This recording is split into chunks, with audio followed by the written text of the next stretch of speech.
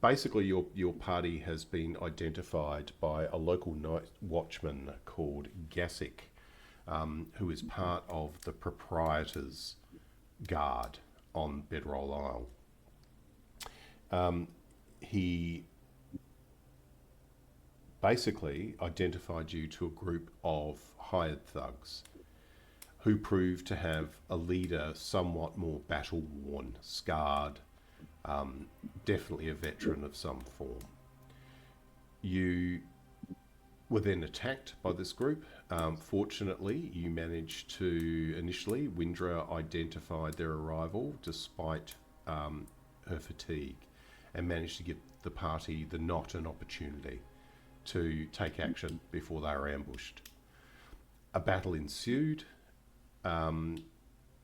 gradual to and froing of damage with these guards, but heavy injuries being sustained at the hand of this guard sergeant. As the battle went on and the party withdrew, there was a variety of decisions to be made. Damian, for example, while given the opportunity by father and the guidance to use Checkpenny's body to protect him, to fend off blows, chose not to do that, but in many ways fate and perhaps Lady Luck from the Order offered that protection as chance went by, and Damian managed to avoid death by not taking that path. Filialis, in berserk savage rage, has anointed her fingers with various eyeballs and body parts to strike fear into these attackers. However, even the Tyre's military prowess, martial prowess, has not been able to stand the force and the blows of this heavily armed veteran.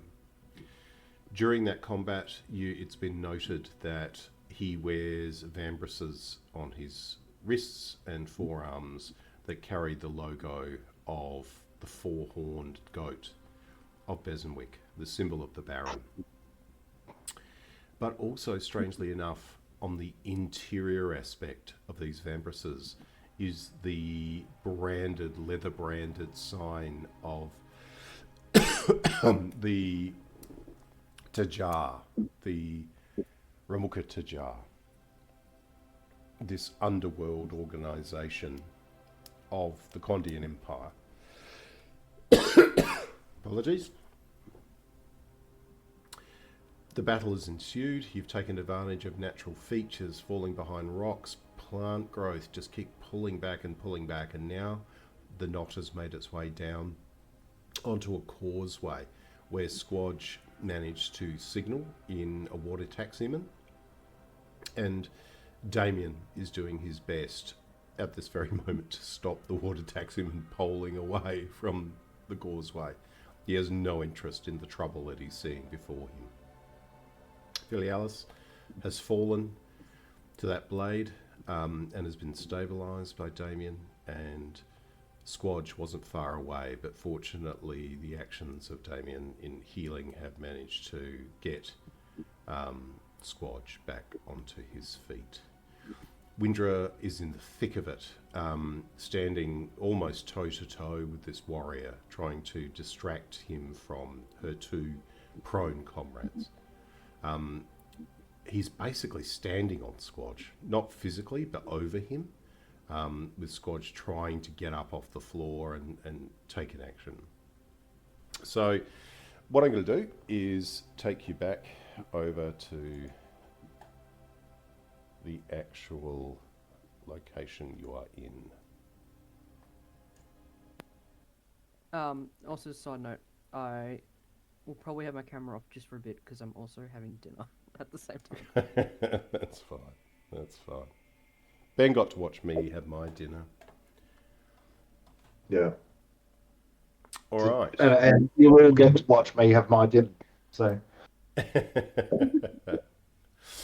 All right, so I'm going to reorientate you to this space. So the rock that you were using for cover previously, particularly that Squadge was using to dodge some spear blows, was this rock here. You've fallen down to the causeway. Damien, you're standing on the water taxi. You've dumped Checkpenny in what was the prow of the boat, and the water taximan has got his pole out, and his full intention is to swing that pole over to the rocks of the causeway and start pulling away from this blood fest that's going on in front of him. So, as we start, Squadge, Damian's healing energy has passed through you, and you've awakened, and you're looking up at this large figure standing over the top of you, with these, from your aspect, that Ramuka Chajar symbol that you've seen right from the beginning, from that man who tried to kill Bedfrey Medic. Down at you, with his blade peeling up. And is he aware that I'm awake? No, his attention is shifting to Windrah. He's still under the impression that both Filialis and you are down. Okay. So he's but he standing on, like, sorry, is he standing right on me? Yeah. Can I? He has a foot on either side of you. He's about where you're lying. You fell down sort of onto your side and back, and you've sort of rolled over slightly to get your elbow up to get a bit of purchase. Yeah. He is standing. So Filialis is behind him, right? You have Windrah directly but to the side of Filialis and next to the warrior, and you are under his face. So basically, the warrior is facing that direction, but you can't see his token because it's actually under yours because of the turn order. Yeah. No, I get it. Yeah. So I guess where I'm going is, if I moved, he would see it. Not necessarily. He's facing the other way. Okay. I don't want to take the action to stealth. I'd prefer to take the half move to get up. Mm-hmm. I know that he's raging.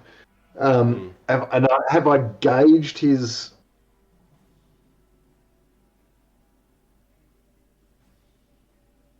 What's the deficit for attacking while you're prone?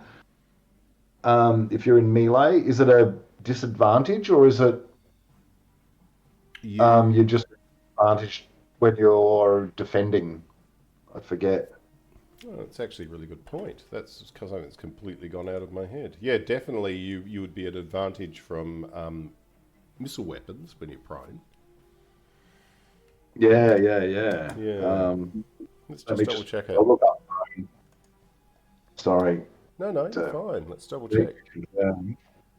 Okay, moving to crawl. This stands out in the condition. You have a disadvantage on attack rolls until you correct that. Yeah. Mm-hmm. Okay, so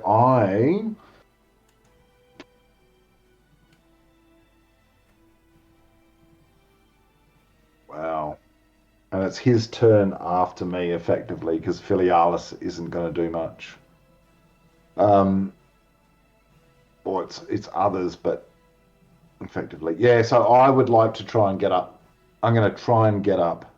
I'd like to try and do it sneakily, but without using enough caution to cause it to take an action of... well, actually, maybe. Sorry, let me...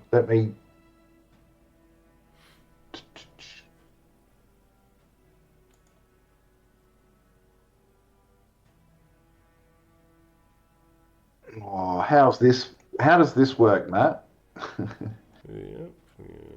Use my disengage, which is a bonus action. Yep. So you can disengage as a bonus action. To hide as I get up. And hide as you get up. Okay.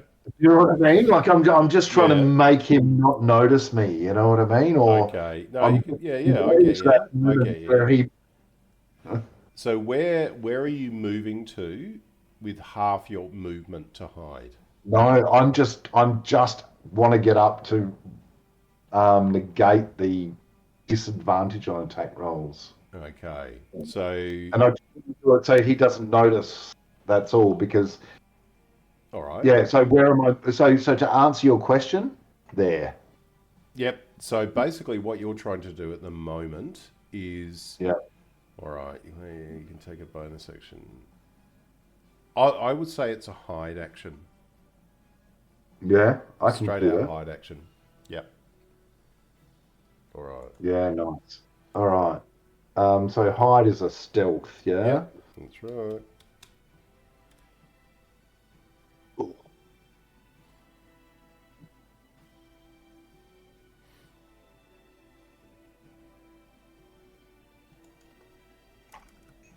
Okay.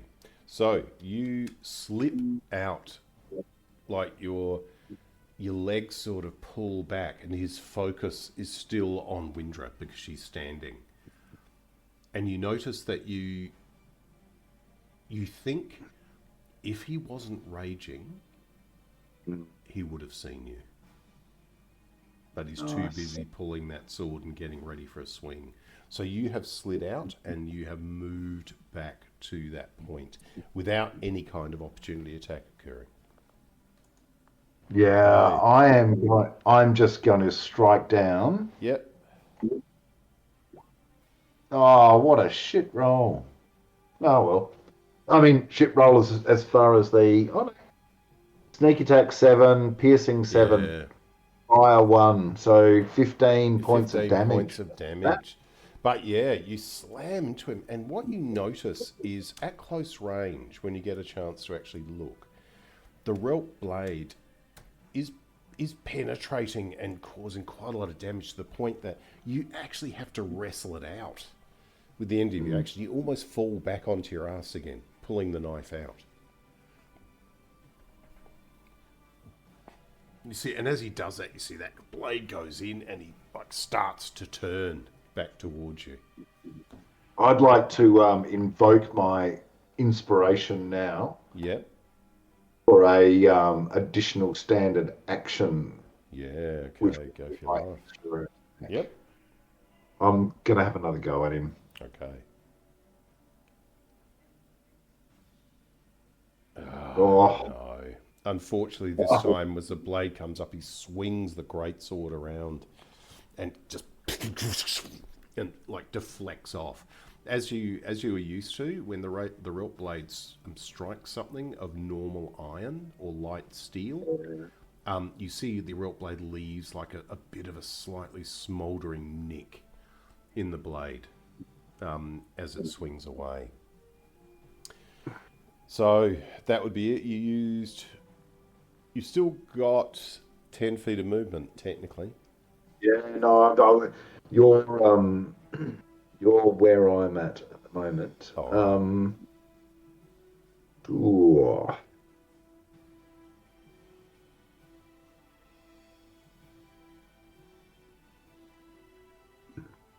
So it says when the target is pierced by the Relp blade, Mm-hmm. it's a DC 13 con save. Yeah. Now, does that occur now, or does that Yeah. occur? Yeah, yeah, Yeah, absolutely. he's got to make that now, and then I'll. Yep. And I think I'm starting to attune to this enough that I can feel it pulse. Yeah. If it's, Okay. He's made his save. He's a strong bugger. yeah, Okay. So you see, he fights off this urge from this gaping wound in his back. And he now, Windrah, you sort of like looking up in a sense of relief as you watch him spin his attention from you back around towards Squadge. so I'm going to move and stand guard over Filialis. So that's a 10-foot move, but I haven't moved out of the opportunity attack range. So that would be an opportunity attack, though. No, I don't know, because I haven't moved out of his attack Ah, range. of course you haven't. No, of course you haven't. My apologies. Right, Filialis, you can't do much. You are stable. You do not need to make a death save whatsoever. All right. Okay. Right, the water taximan.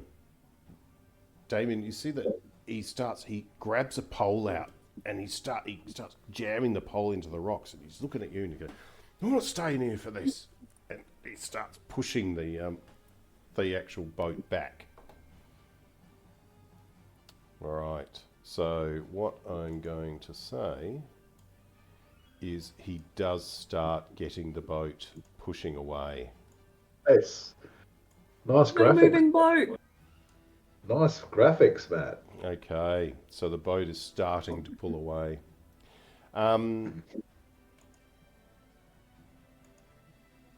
The guard sergeant, right?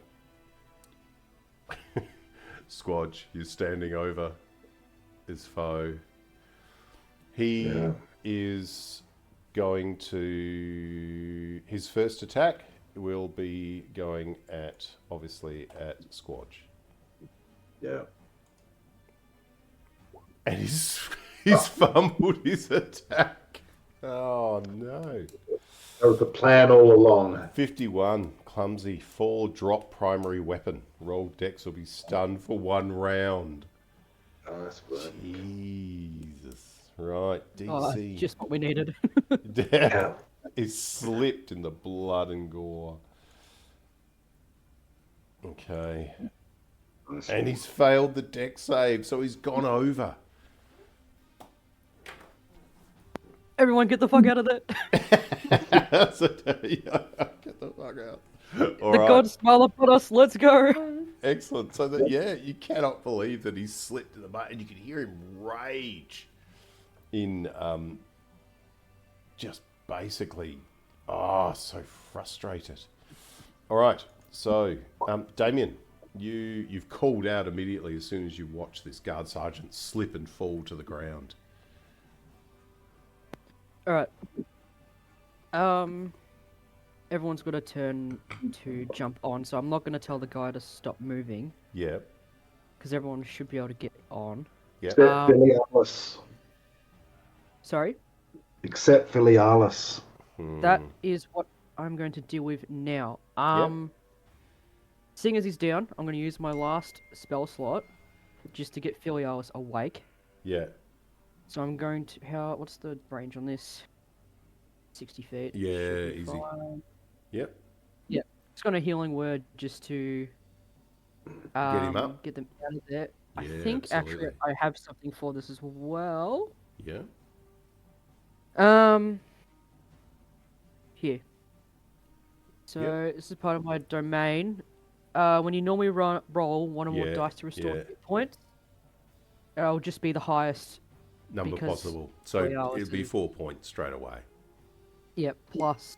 Plus your level. So how many cast a spell casting? Oh, you're using it at first level though? Yeah.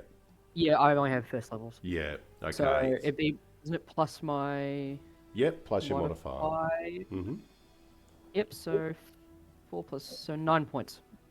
9. Cool. And that's all my spells unless I convert my channel divinity. That's it. You're Um, burned.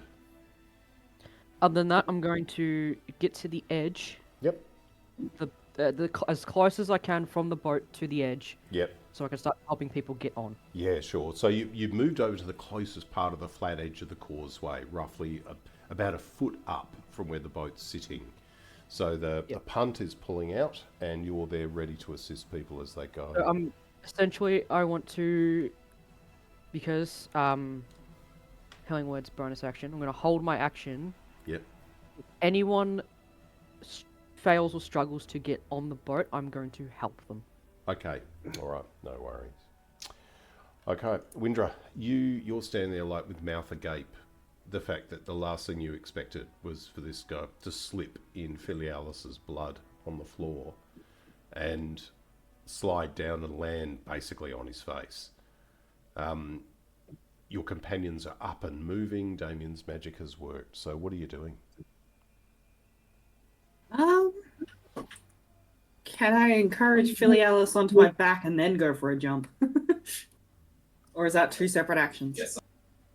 No, not necessarily. You could just like, if Filialis was giving his action to do that, if his held action for the next turn was to be assisting to climb up or something for you to get moving, yeah, it's fine. Okay. Yeah. Because initially, before being properly stabilized and moving, I was going to throw Filialis onto the boat. Yeah. All right. But yeah, You guys, I think that's probably the thing. that's what It's you're like, gonna do. yeah, I would like to, grab Filialis and make a leap. Not even. Shall we move? Windrah, what are you doing? Yeah, grabbing Filialis and jumping, right? Okay, so you grab hold of your companion. You're Go tired. side to side. Yeah. Oh, I drag it up and start charging towards it. So at what point are you jumping? Like, Level Right on the edge, like, I don't know. okay. Yeah. So you could probably you may need to get a bit further down for the jump. Okay. Yeah. I mean, I assume it's not moving that fast, so yeah. No, Alright. no, it's only just started rolling get- back. If you get closer to me, if you fail, I can help. That's true. I could go right alongside. I think, I've got enough movement to do that. Yeah, so you'd be carrying, so you'd be movement, so down. So, yeah, of course, Windrah, because you wouldn't know how healed Filialis is. You've just picked him up. Yeah. Picked her up, sorry, Yeah. and you've started to run. All right. Just, to me, she hasn't even sat up yet. She's No, just still sitting in her blood. No, she's sitting there putting a pool of blood. You're absolutely right. All right, so you have moved down to that point. Yep. Yes. And for Dragging Filialis Filialis with you. Yep. And at that point, with the help action, you're jumping, but you're carrying somebody. Yep. Right? So I'm going to say, with that, in normal circumstances, you would be at disadvantage with that jump, but with the help action, you're at a standard action. All right? So in that particular case, jumping is an athletics issue if you're carrying a weight. All right? Together Yeah. now. Go ahead. Ah, brilliant. -1, but you got there. So, yeah, Checkpenny sort of scrambles back, clutching his wounded side as you arrive on the back prow of the boat, slamming down. Now, these are quite stable, but there will be, I will ask the rest of you when that arrives so when I say the rest of you, that would be Damian and the water taximan, to make a DC 9 dex save from the punt, sort of like wobbling as this force arrives in there. You're welcome. Oh, the water taximan's fine. He's used to that kind of thing with the boat moving around. He stabilises himself pretty well. So it would just be Damian.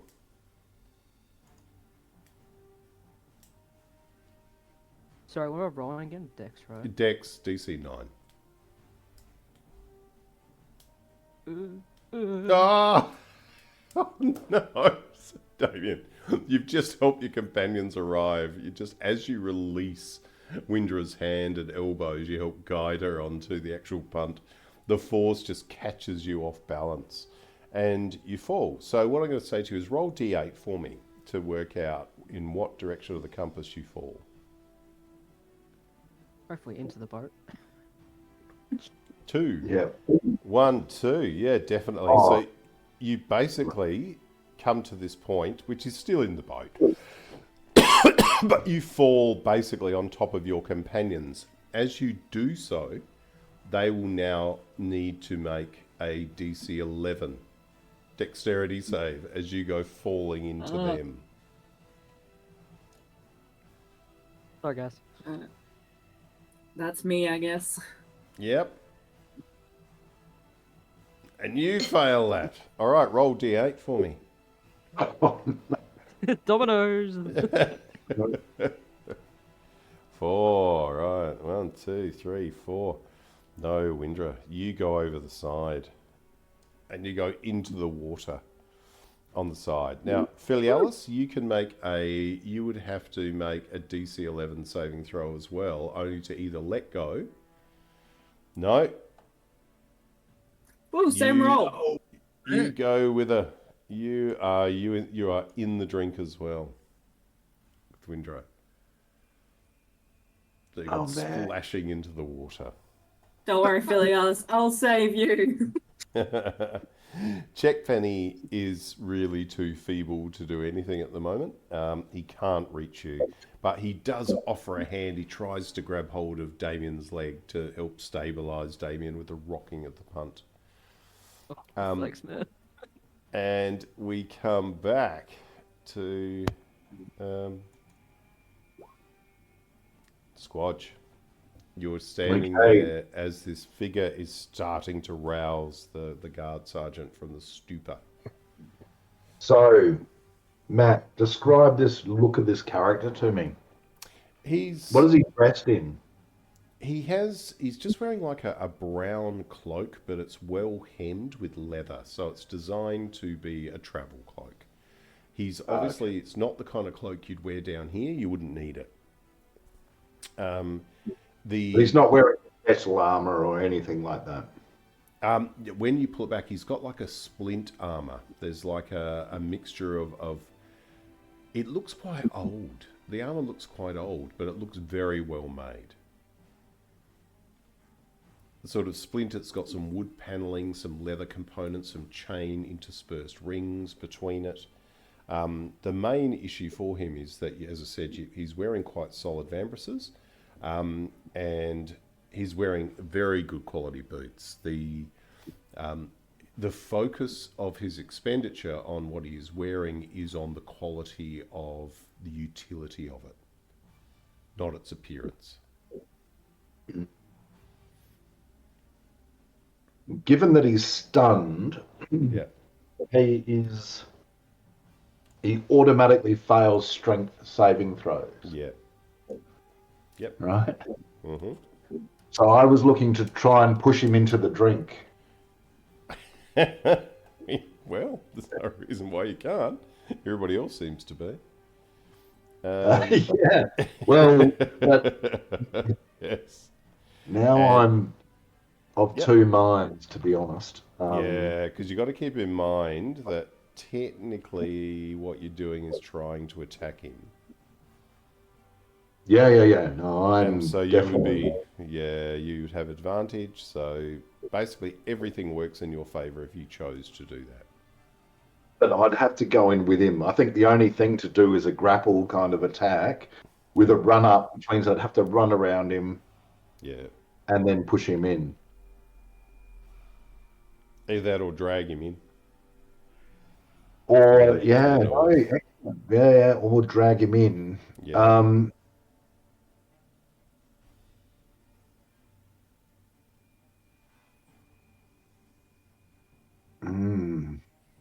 Wow. Okay. And how does he look? Like, I don't want to do a medicine roll, but is he bloody, or is he just looking like... He's badly injured. The wound from the Relp blade is pumping blood out of his back. Yeah. Okay. Well, I'm gonna hang that on him again. Okay. And I reckon I get a sneak attack on that because he's at disadvantage. Absolutely.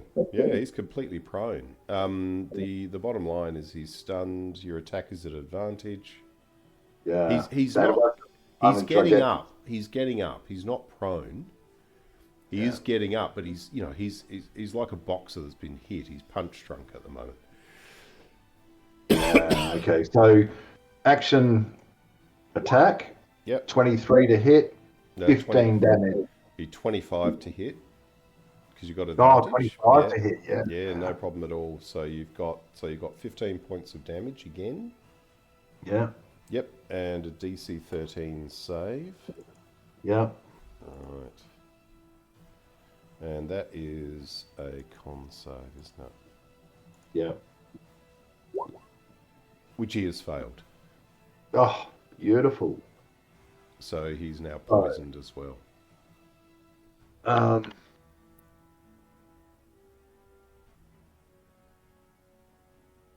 Okay, so conditions poisoned.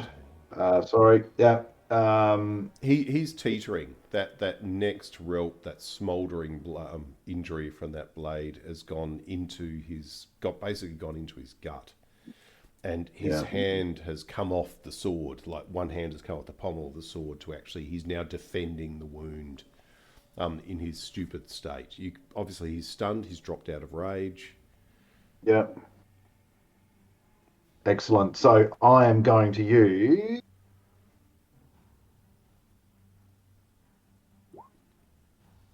Yep. And I'm going to just whip my rope off. I'm going to throw it around his torso. Yeah. And I'm going to just take a run. 10, 15, 20. 30. No. So you 30. need to make a sleight of hands check, though, to do that successfully. Oh, yeah?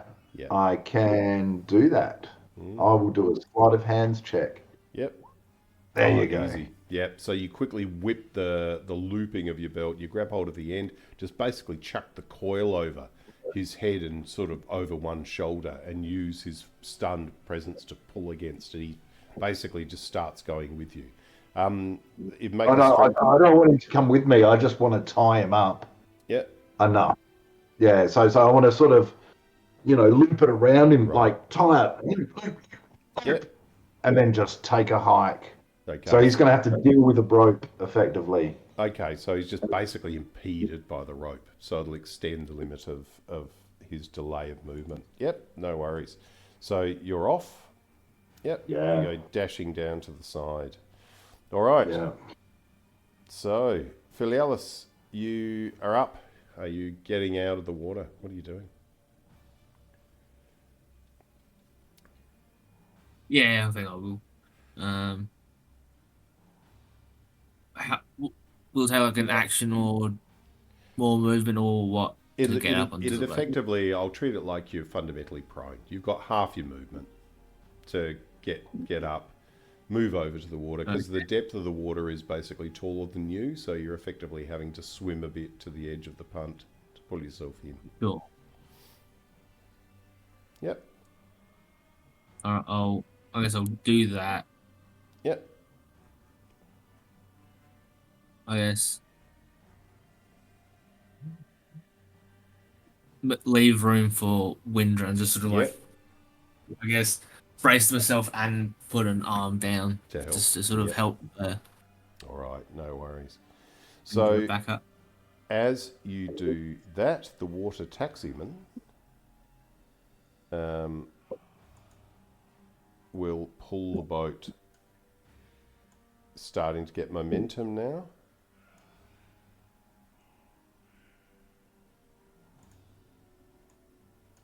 So the boat is starting to move out. So Windrah, you'll just have to make that extra 5 feet in the water.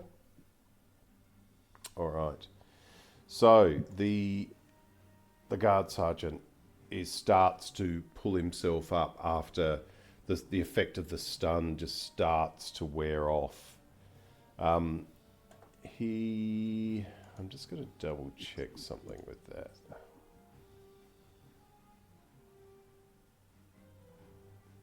Yeah, I just want to go back and look at that. Was he stunned until the end of his turn?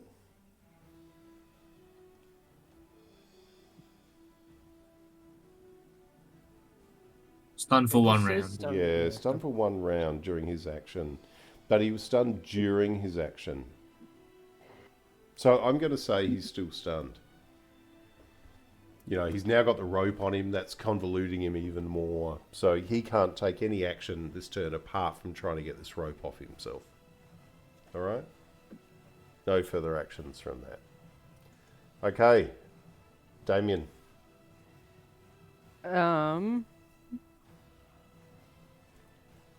You said he's looking pretty out of it. Yeah. Oh, hang on. What about his poison? He's Oh, poisoned yeah, for he's 1d6 rounds. Yeah. I'm not sure if we rolled that. No, we haven't. On your thing, it says poisoned for And then it says poison 1d6 rounds and then plus 3 HP for 1d4 rounds. Yeah, for fire damage. Yeah. So that, but I think that's on my turn. Yeah.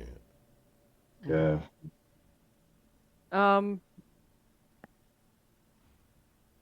Well, there's no way for us to. There's no way for me to help us move along. 'Cause still have to wait for the 2 more to get on. So maybe I can try to take him out, possibly. Yeah. Let's see how that Yeah. goes. Okay. I will move closer to the edge Yep. there. Yep. Actually, could I use my bonus? I can't hold a bonus. Don't worry. Actually, I'll leave space for Windrah. Yeah. Instead, I will just try to hold the dead. It is Okay. a DC 15. 15 save. Oh, Right. Well, he's at disadvantage still. So I will do that. DC 15. And that's wisdom, isn't it? Yes. Which he has failed. mm. It says 8 points of necrotic. So you watch as so- he drops down, like groans with the energy of that the toll sound just sort of like resonating. How is the toll sound for your spell from your background? What noise is it making? I reckon. I'm tossing and turning between just one really loud and resonant, like bell noise, but like it happens on either side of his head, so he's kind of crushed between it. Just a massive sound wave. A pincer movement. All right. Yeah, I think that's what it would be like. Just 2 consecutive, very loud bell tolls. Bell tolls. Brilliant. Just hit him from either side and just throw him about. Brilliant. All right, so you watch him stagger, and when that happens, he releases the sword completely, takes his hand off the wound, and you watch the necrotic energy of your toll takes advantage of those injuries. You can see the necrosis sort of flaring and bubbling in those injuries. You watch as he sort of stumbles towards the side here and sort of falls to this point. And as he hits the ground, Damian, you can see, and Filialis, you're really preparing to try and get Windrah back on board the boat, so you probably would not see this. But Damian and Squadge, you watch as he falls down near the estuary water, the sea water, right, that is just sitting there in this like pond. You see that even though he's dying, he flexes away from the water. But you watch as he does that. It seems like a claw or a hand of crystal, like salt, reaches out like a crab out of the edge of the water and grabs hold and digs into the flesh of his face and neck. And you watch as his body is pulled into the seawater.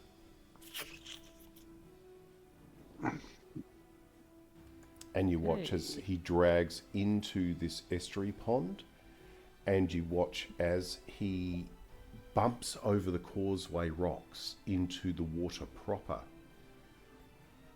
You see that his fluids of his body just drain out of him and like almost turn into like dust floating on the still estuary water at high tide. And his body sinks below the surface. But you can watch as it's doing that, it's breaking up into dust.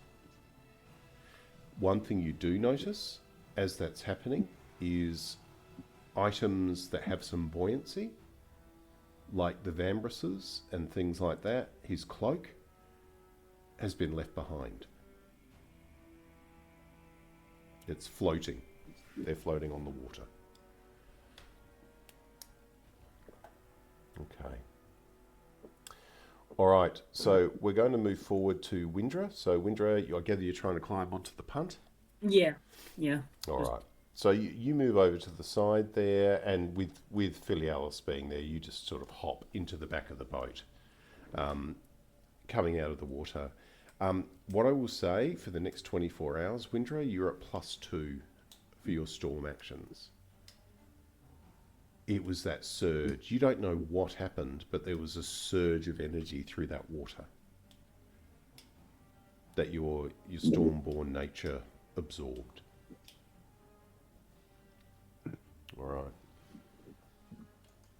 All right, so you guys have climbed up. Filialis, you're sitting there just quiet contemplation of death. So unusual.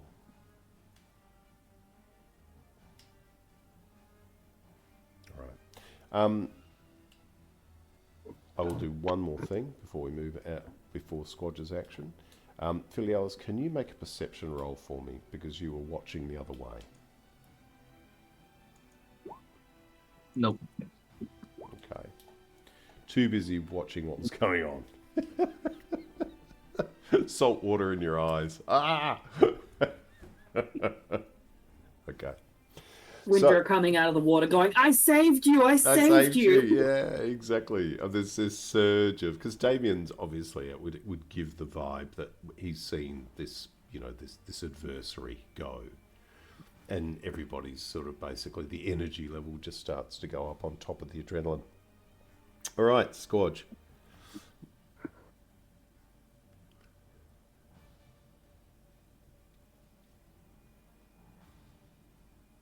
I am going to leave the stuff where it is. 5, 10.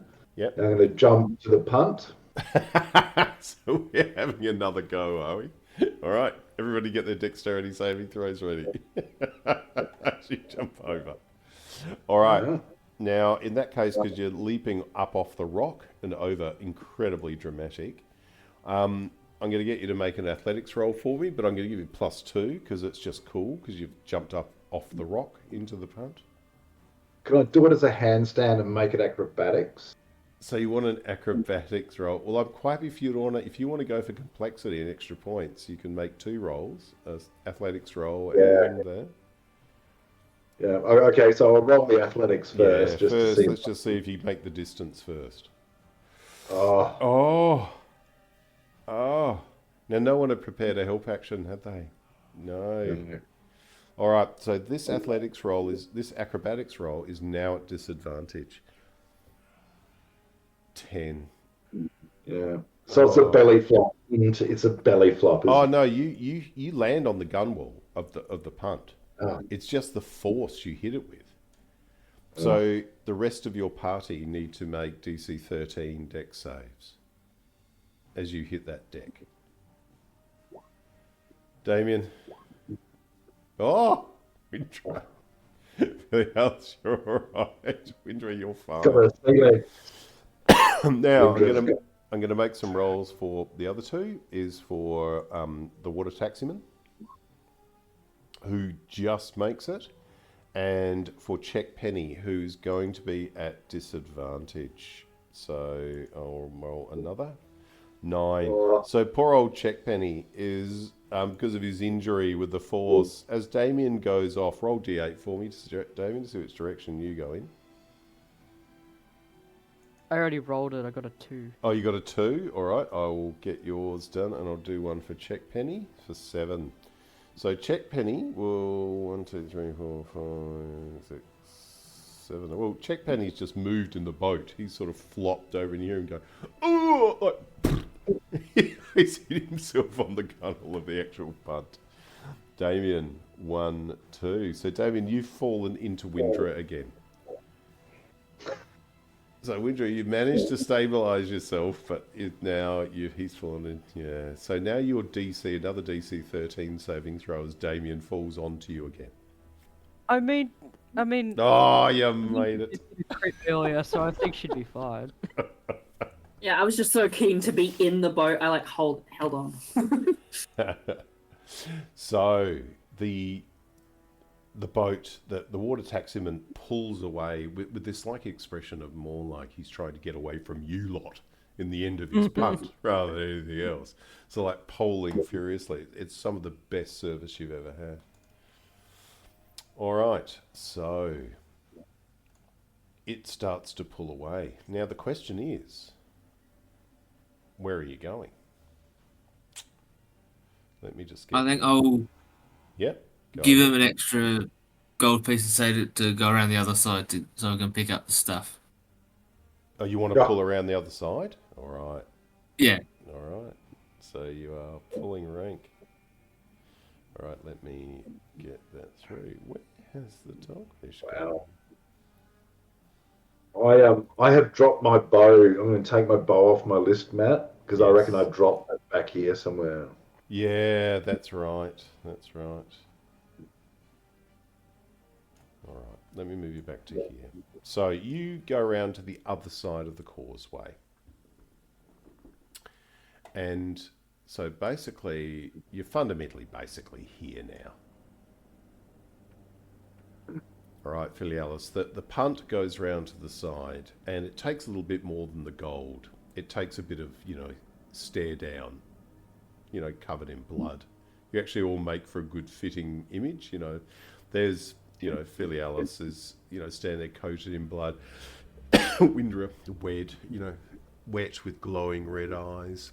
Damian sort of like has been flipping it out, looking completely out of sorts, but throwing magic around it left, right, and centre. And there you have Squadge standing with a blade in his hand that sparks, emberous sort of sparks are falling off. All right, and he pulls around. By the time you get around there, you can see that the cloak is almost disappeared. It's almost absorbed enough water that the leather is no longer giving it buoyancy. The vambraces are both there. They are still floating. I think I want to try use my my monk staff just so Yeah. like scoop out the first see if I can scoop out the cloak and then the vambraces. All right. You dish the cloak out. You sort of get it up, and the wet, because how it's like how heavy things get when they're wet, and you pull that up, and as you lift it up into the boat, you can all see that where his blood was on the cloak, you can see this, it's like the crystals of salt are just moving across it, almost like a necrotic sort of energy, and the blood is just disappearing to this salt, which is then drying and flaking away and landing back on the water and being absorbed. So you throw that in there. The vambraces are a little bit more easy. You can just hook, the end of your staff through and flick them in. With your level of dexterity, this doesn't prove to be an issue. When they go into the actual, when they sit in the actual boat itself, when you look at them, the marks of Bessenwyck, the gold embossed, is still there. But when you turn them over, there's no longer any indication of Aramukha Tajar. The sword and fish, the dagger and fish emblem encircled, is like it's never been there. Like it's gone.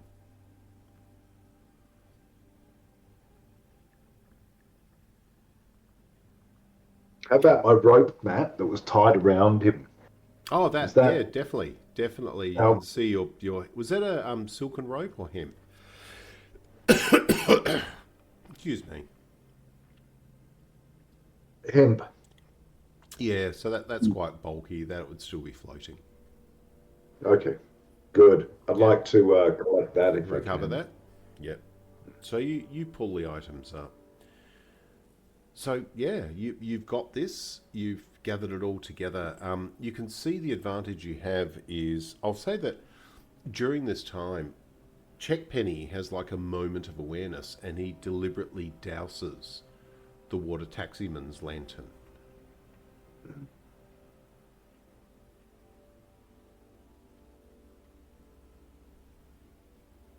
So you are floating in what will soon be light. You can see just through the mouth of the estuary. You can see the beginning of the rays of sunlight are starting to breach the sky. The colour is starting. It's actually quite beautiful from this angle. From where you are, you can look out through past sort of the trader's float. But as you look down, you can see the shadow of the angel moving across the harbour.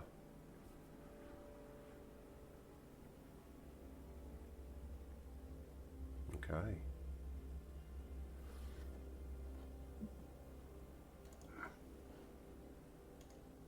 So, what is your plan? I think we've overstayed our welcome, possibly.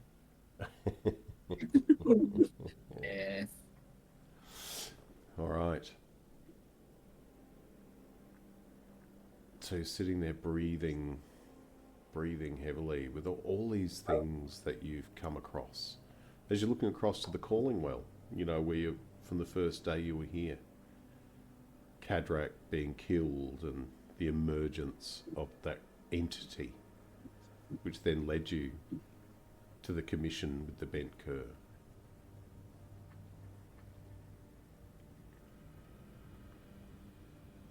All right.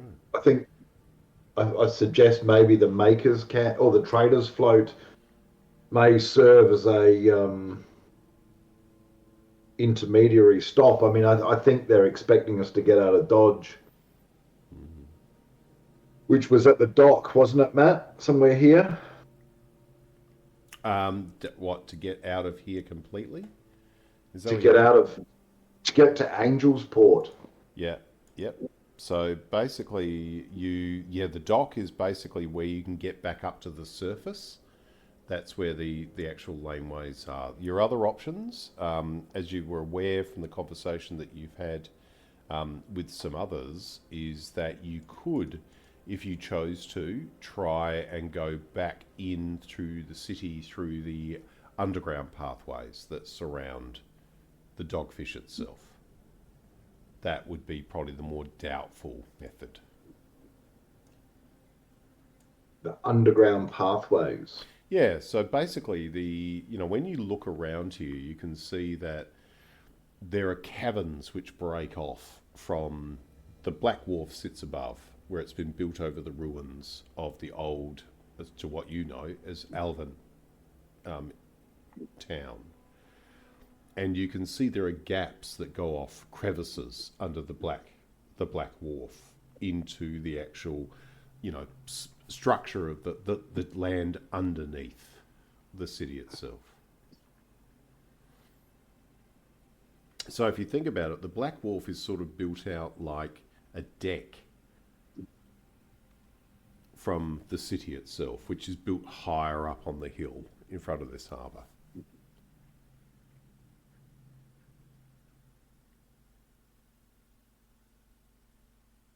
What say you all? We have a choice to go to the Makers Camp, where I believe makers make things. I am in need of some things that can be made by a maker. Yeah.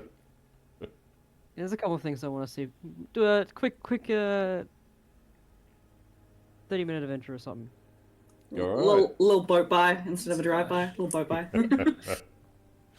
All right, so full of confidence, the water taxi is directed to take you across to the Makers Camp. When you arrive How much we're there, gonna- sorry. Just asking, how much are we willing to pay this guy? Well, we got a lot, so. He's paying us to leave. You know? Yeah. You're looking at him, and every time as you're going along the morning, he looks over to the hyperlit residence. Like, that's the bizarre thing about this. It's almost like the lighting feature of the entire estuary.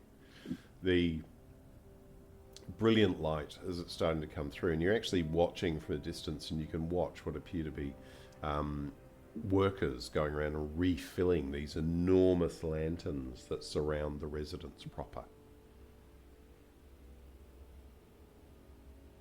He's very aware of that, you know, the potential ramifications of what's been going on and what he's effectively been part of. That's patently obvious to you.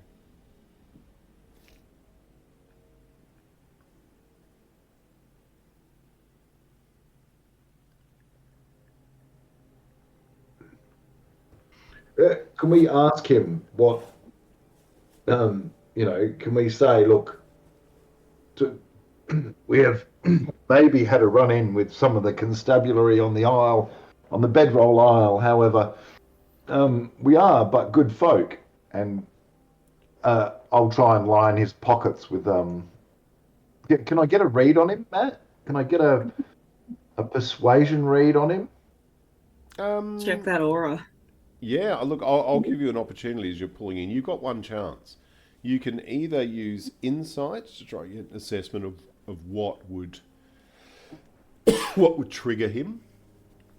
Yeah. You know, what would be important to him, or a persuasion to just follow through with an action where you add an amount. No, I'd like to get an insight to see what motivates him. Say, Yeah. we're the people of, the thing of Bessenwyck, some misunderstanding. Oh. Okay. All right. 10. So, yeah.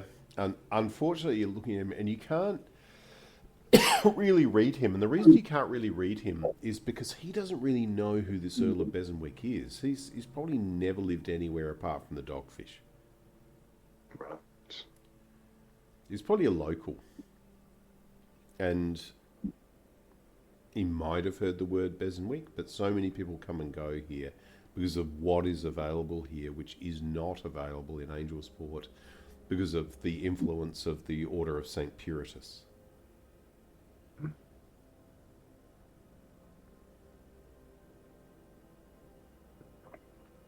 Be a good fellow and keep us.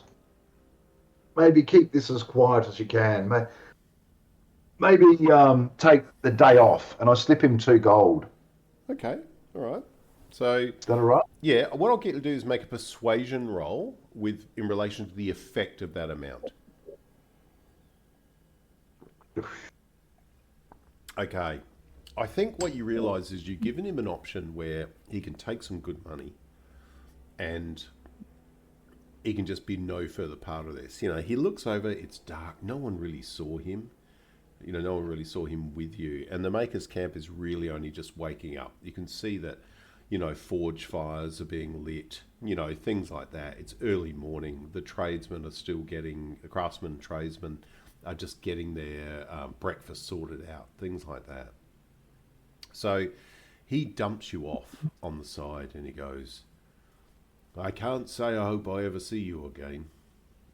He goes, I don't think I've ever seen anything like that in my life. And you see that you hear a bell ring over the other side and like a bit of a flash of a lantern, which is coming from further south from the Maker's Camp. And you see he sees the opportunity for a fare and he gets his back into his pole and just starts pushing himself off towards it. All right. So, here you are on the Maker's Isle. As I said, a variety of pontoon-based structures, like it is everywhere, built onto these wicker framework. You can see that a couple of them are still gently floating on the edges as the tide is starting to turn. And as the tide turns, they're starting to drop down to the basic level. You can see that there are some dry area fixtures. There's what looks to be a shared forge. It's quite a large sort of forge with an automated bellows, which is built into the top of it, and there's a like a donkey that's moving around the outside of a ring, driving a few cranks, keeping this bellows going. And this communal forge is just heating up. It has about 12 outlets, 12 mouths to the forge, and you can see there's various sort of stalls set up around it where different traders are using that forge to make different items. As you can see, there are molds set out. There are obviously, people who are making arrowheads, spearheads, barbed fishing heads for spear fishing. You can see there are molds in one cast there for making metal objects like bowls, jugs, that kind of thing. So quite a wider range of services where there's this communal use of this forge for the purpose that they're actually doing it in. You look around, you can see there are leather workers starting. You can smell tanning, and the only way that you know that is you can smell a mixture of definitely of urine, because you can see they're also doing some felting over here as well. So a variety of things here. What are you looking for? Before we head off, Yeah. I'm going to cast prestidigitation on everyone, just clean ourselves up. Oh, okay, so you're going to fire that. All right, no worries. Yep. So, yep. And then I'm going to tell everyone, let's maybe scatter ourselves a little bit. Try to cover yourself up, disguise yourself in some way. Yeah. Take a handful of coins. We'll meet back here in a bit. Yeah. To see if we can not draw attention to ourselves. All right, fair enough. Windrah will not grab a handful of coins and just keep to her sack of gems. Yes, of course. Nice.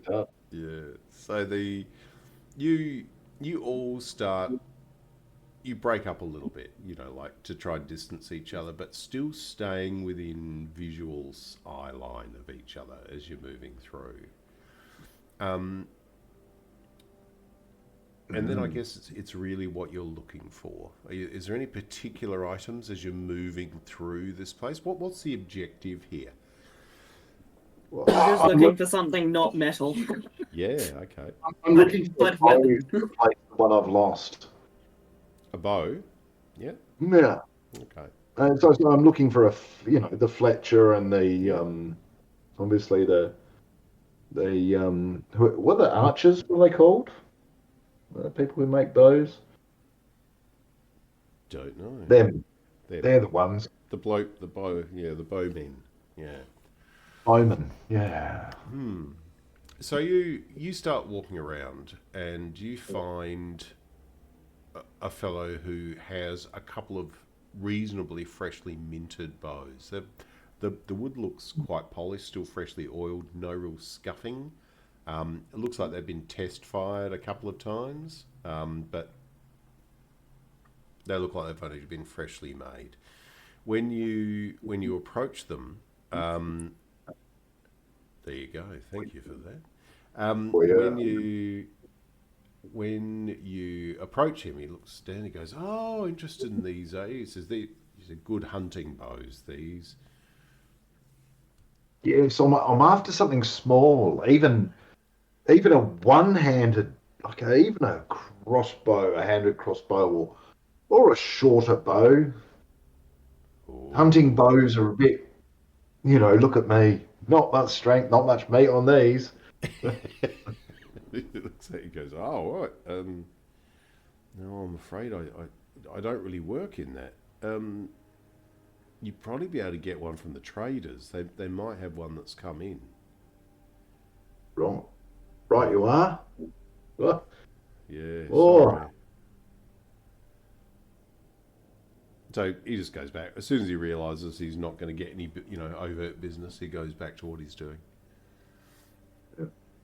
Whilst you're doing that, what I'm going to do is let me give it a die roll here. What is there? There's 4 of you, isn't there? Let me have a look.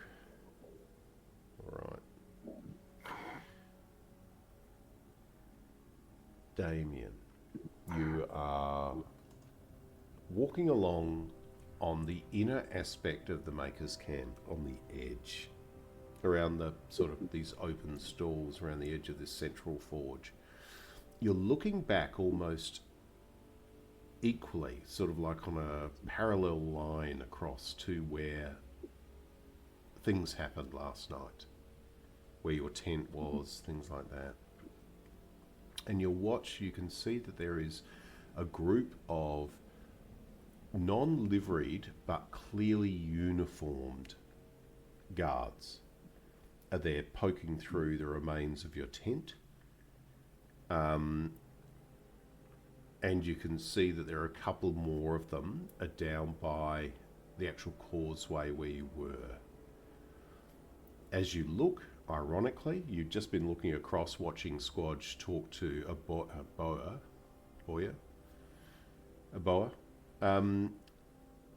doing a, like trying to make a deal.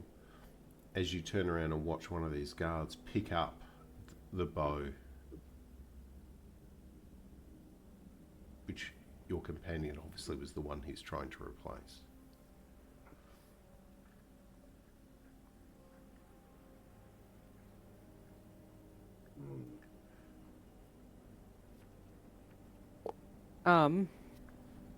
As I'm kind of walking around, Yeah. after I've seen that, whenever I pass by one of my party members, Yeah. I'll try to pass by, get within 30 feet of them briefly. Mm-hmm.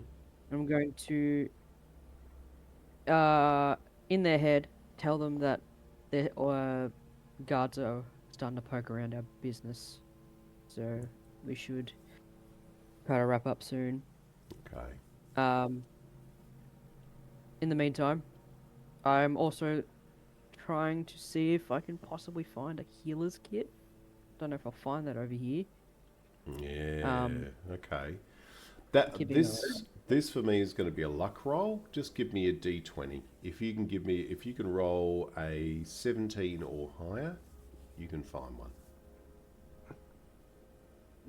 No. You spend the whole I didn't time. think A couple of them tell you that the traders float. You might be able to find it over there, Okay. but not the kind of thing they have here. All right. That's all right. I'll Filialis, use- sorry, go ahead. I was just gonna say, am I able to? We have been able to take a short rest at all? Yeah, I think so. Yeah, I'd imagine what I would suggest is probably all of you throw away a few copper pieces. You've probably picked up something for breakfast from one of these food vendors and things while you've been there.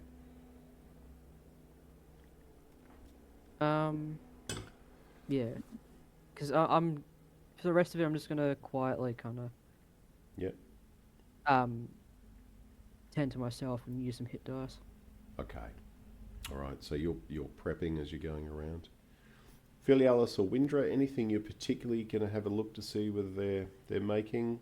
Windrah, the odds for you are probably pretty low. That's like leatherworking and stuff like that. But I'm also happy for you to roll a d20 to see if to look for a weapon that isn't made of metal. Yeah, roll a d20 for me. No, unfortunately, no. Aside from clubs, things like that. I do have proficiency in clubs. If I can Yeah. find a decently non-metal club. Yeah, no, definitely you'd be able to find a club. Don't have any overt prices in front of me, but if you just want to have a quick look at pricing for a club.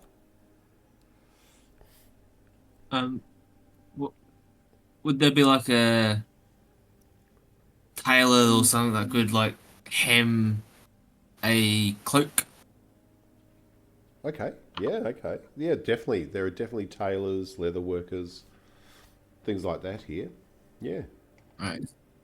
So I'd want to like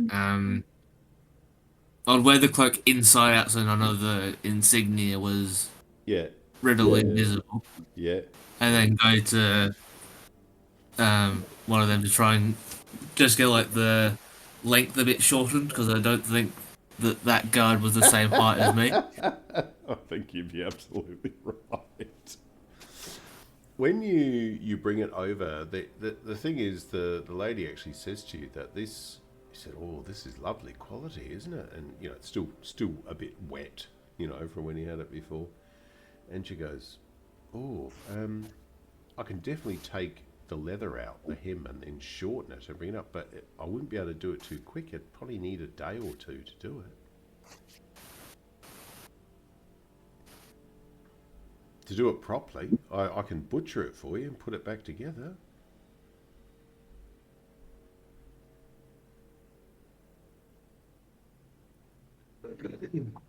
Well, would you have a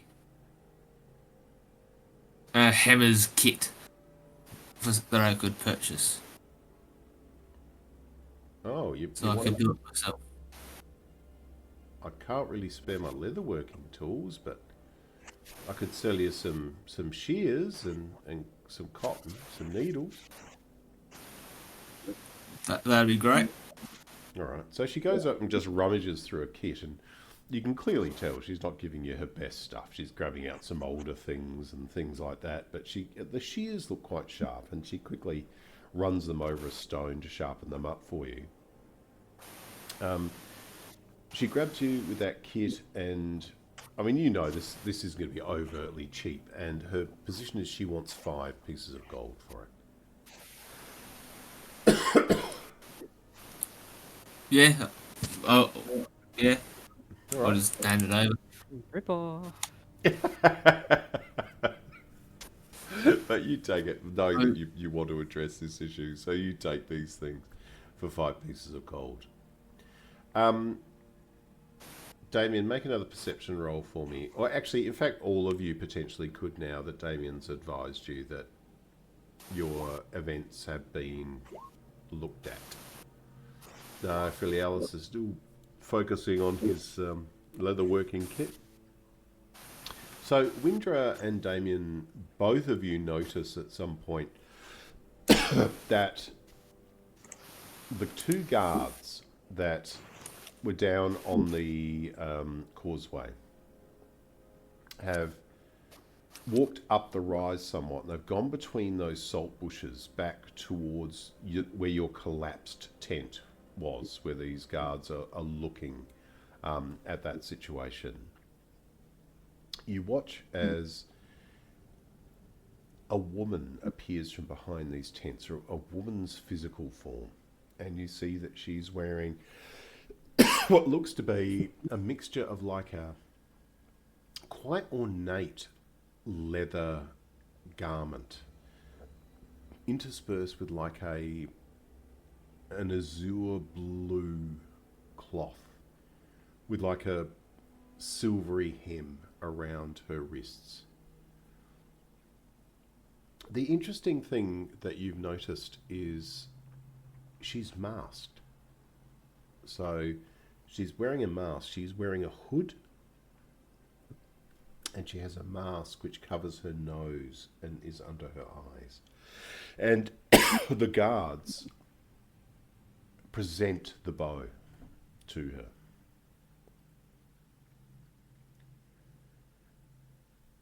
Now, you see that she lifts the bow up and holds it sort of straight and runs her hand just about an inch above its surface across it a few times and brings it back.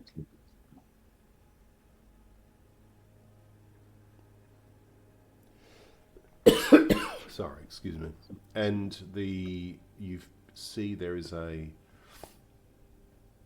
you're certain you've seen a distortion in the air between her hand and the bow. Squadge, you're walking along, going over to another vendor, still inquiring about there's anybody who could make this crossbow that you're talking about. And are you left or right-handed? I'm going to be right-handed. Okay. So in your left hand, you feel like this like stinging sensation on the inside of your palm and fingers, which goes and then comes back again. At one point it originates from the aspect of your thumb down the palm of your hand, and then a few seconds later it goes the other way. When you look at your hand, you can see that the natural sweat in the palm of your hand has crystallized into salt in the palm of your hand, and then quickly dries into flakes and falls away.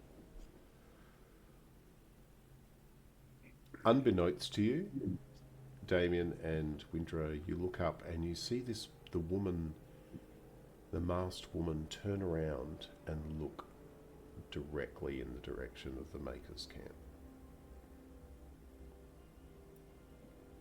And she starts walking down towards the causeway where you were, handing the bow to one of the guards.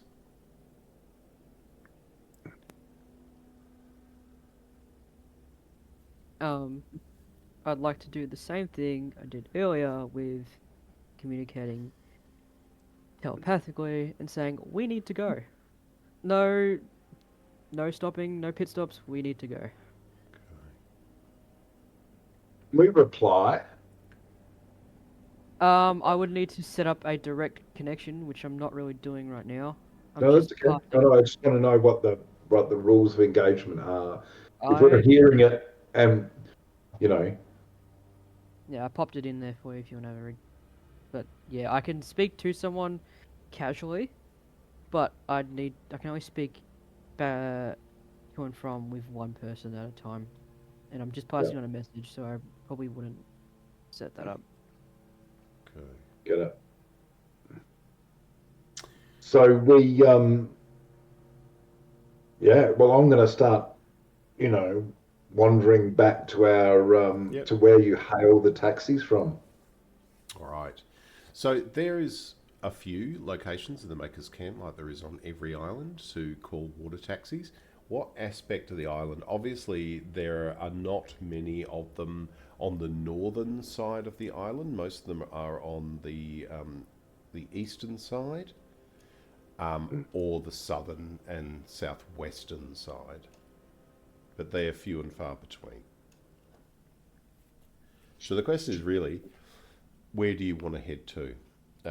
You can look around between you. I'll let one of you make a perception roll with a help action to see whether you can spot a water taxi coming into the causeway, or one anchored to a causeway that's reasonably close. I don't mind doing it. Okay, go for it. Yeah, because that previous roll was a fluke. I have -3. 19. So, Damian, you've walked back and you're close enough to each other. You've subconsciously got closer.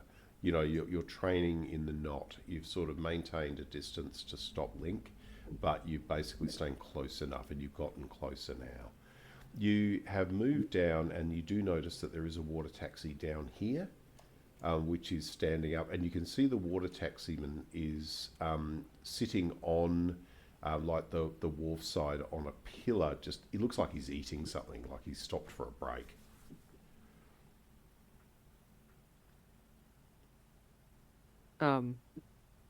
Let's try not to seem rushed, but yeah. So we've got an appointment to get to, and we're already running a little bit late. All right. And before we leave, I would like to buy a club. I found out it's 1 silver piece. No, it's all good. Perfect. So you grabbed it. Brilliant. All right. So is Checkpenny, sorry, Matt, just a point. Is Checkpenny with us? Well, just going to say that on the way back, you've sat Checkpenny down, like with a mug, with a warm tea and something to eat. He's still in quite a lot of discomfort, but Damian, I'd say make a medicine roll for me while you've been there. You sort of on the quiet, just tried to sort of settle him down a little bit. So it wasn't your best. Yeah, I entirely forgot about him. Yeah, it wasn't your best effort, but what I'm going to say now, he's back to about 2 hit points. He sort of can get up and move around. Now, he can walk himself to a Yeah, to a practitioner. he can walk Yeah. now without help. So you get up and you just direct him down. I will give him Yeah, maybe 1 or 2 pieces of gold, just be like yeah. to pay for his medical bills, you know. Okay. And a couple gems. And a couple of gems, yeah, because he lost his stone, didn't he? I think he passed it to me, so I think I still have that, so I'll give that back to him. Of course. The eye of the isle. The eye of the isle. So he's got his isle there. You can see he's quite quiet. He's not his vivacious self. And you know he's looking down. He gets down towards the water taxi and he says, "It's never good when the blue lady's about, you know. You see her? You see that woman in blue?"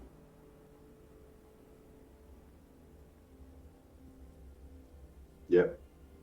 What does she do? She works for the proprietor. Is there somewhere she doesn't go?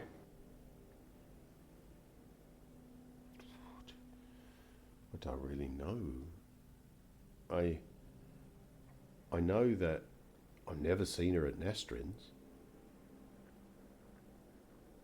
Oh. Well, I think that's a good place. Maybe we should make a run for Nastrin's.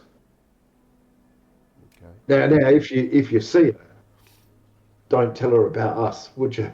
Would you? Oh God, no!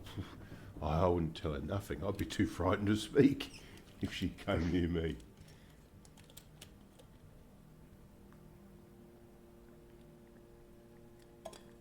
So you go down to this water taxi. The guy sees you coming. He quickly wraps up his bit of sandwich or whatever it is that he's been trying to scarf down in between jobs. Hops down into his punt and says, "All right, good morning, good people. Where would you like to go?" And he starts getting his pole out. Yeah. Well, I believe that is it Ajumwal, the water taxi guide we met before? Oh. Ajumwal? I've got written down, but it might not be right. Oh no, I think I know who you mean. Yeah, bit of a surly fella. Yeah. Yeah. He reckons we should go to Nastrin's Macabre or something. Oh, you fancy? And he starts pushing his water. And he goes, "You fancy folk, eh? Into sort of those mystical items." And he starts pushing the pole out. This guy seems actually quite gifted. It's quite strongly built, and it starts moving quite quickly as you're moving along. And he's looking along in the water, and he's, so not from around here then. Just trying to make that kind of taxi driver conversation. Just going along. As we're moving, sorry. Yeah. I want to keep an active eye on the blue lady. See if she's clocking the fact that we are moving somewhere else. As I'm watching, I'm just going to kind of meditate and guide myself while I'm doing it. Okay. So I'm casting guidance. Yeah, no, that's fine. So, give us a perception roll. Oh, add your D4. Okay. So you look up, and as your water taxi starts moving around the bedroll isle, around the horn of the trader's float, and you start getting to there. When you come towards the pontoon here, and you see that the boat, the water taxi pilot, starts pushing along and then pushes you towards the chain linkages, which sit just below to the water level, so the punt can just glide over the top of them. You see that she is walking along this section of the bedroll isle, and you can see that the food outlet that you were in, where you stopped, the day before, you went to see the bent cur to get the information from Alicia's father, if you remember. Yeah. She walks past and you watch them, and she stops near the counter. Even though, as you know, they don't open till late, but the counter of their stall is there, and you can see that she reaches out towards the guard, and the guard pulls Squadge's short bow out again. And you see as she puts the short bow over the counter and then runs her hand over both again. And this time, Squadge, again, you're sitting there. You're just sitting down in the punt, right, watching what's going on generally. And you're watching as that stinging sensation comes over your hand, but this time it does it 4 times. But 2 of them, Yeah. 2 of them are not as intense. Can I, noting the reaction of the Relp blade, can I put my hand right on the I probably won't have time to draw the Relp blade, but when I feel it, I'd like to, like you'd be rubbing like a mozzie bite or something like that, but I'd like to rub that against the Relp blade. Yeah, that sure. feeling. All right, so go ahead and do that. Trying to think. Sort of an investigative role, really, isn't it? No, absolutely. But what I want you to do is I want you to roll a wisdom saving throw. Oh, okay. You put your hand down, your left hand onto the Relp blade, right? Now, where do you carry it? Your right I'd hand. normally carry it right side because I'm right-handed. Yep, so you reach your left hand over to the Relp blade, right? Damian, you don't know that what he's doing. He's sitting in front of you in the boat. But as Squadge reaches down and touches it, Squadge, you feel this like static-y sort of energy. And straight away, Windrah, your senses pick up the sort of static effect. In the case of Filialis, the senses you have of the honey badger, like you can feel the residual animal hair on your neck rise from this sort of like static discharge as you touch it. And Damian, as you look at it, you see that her hand like she brings her hand back from the counter and the bow. She has touched neither. But with the guard holding it, she's like run her hand over one side, run her hand over the bench. In that moment, you realise that obviously Squadge has handled the bow. You know that. But also you all ate there. You were all leaning on that counter and touching that counter at one point because you had that exceptionally good food. But she has like repelled back. Her hand has repelled back from this contact with this surface. And you watch as she's like almost her head and her torso are just turning around.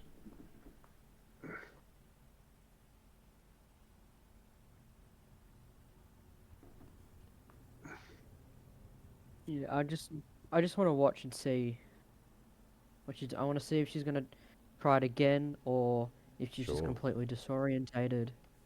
Of course. I want to get a read, try and get a read on her. Okay. And see what's happening in her head. So you continue to pull that way towards Nastrons. You get to that point, and as you're watching, Damian, make another perception roll for me, but at advantage this time, because now you're sort of locked on. And oh Christ, Yeah. guarding myself Yeah. still. Oh, 14. 14. Okay. 14. You lose her for a little while, but she comes back because she seems to be focusing on reorientation, like she's looking at her own left hand. and she's like walking with it slightly in front of her, but you can watch it's a little bit comedic. Like she's heading in a direction, and then she changes and she turns back, and she turns back around towards where you probably are, because a lot of water taxis on the water, right? So she turns back, and she sort of, you think for a minute she's looking at you, and then she steps back again, and she reaches out for the bow again, and the guard lifts it over to her, and she starts to approach it and then repels away. But this time she seems more prepared for the reaction. And her masked face starts looking towards the direction of the water taxis and the pontoon bridge where you've just passed. You see that she gains focus yet again and signals to the guards, and they start moving in the direction of the end of the bedroll aisle towards the pontoon ramps. As she does that, and then she walks along, and then she sort of like, it's like like a head like jars back a little bit, and it almost seems sudden. But it seems as soon as you got within a certain distance of Nastran's, her connection with you, whatever she was using to track you, disconnects. And you turn around and you can see her actions are quite terse. She's maintained this posture with her hand the whole time you've been watching her. And now her hand is moving fluidly. So she's no longer, it's almost to you like she's lost concentration on a spell. Okay. I still want to watch because I want to see if she puts two and two together that she's lost connection, which means we must be over here. Yeah. I want to see if she can make that connection and just watch her as best as I can. Okay. Yeah. I'll give you, make an intelligence roll for me. Straight out intelligence roll. Okay. No, it's great. I think you realise most definitely by the look of her from this distance, because you're getting further and further away, but you're looking at her and she's looking at Nastran's. She has no idea which water taxi you are or which figure is walking along those pontoon bridges. But she knows she's lost you there. Okay. I'm going to... I'll just slowly, one by one, in everyone's heads, communicate. Tell them. She can't track us anymore, but the fact that we've entered here, she's lost connection, they're probably going to head this way. Either we need to leave, or we need to hide here. So, up to you guys. All right. Also, Squadge, roll 1d4 for me.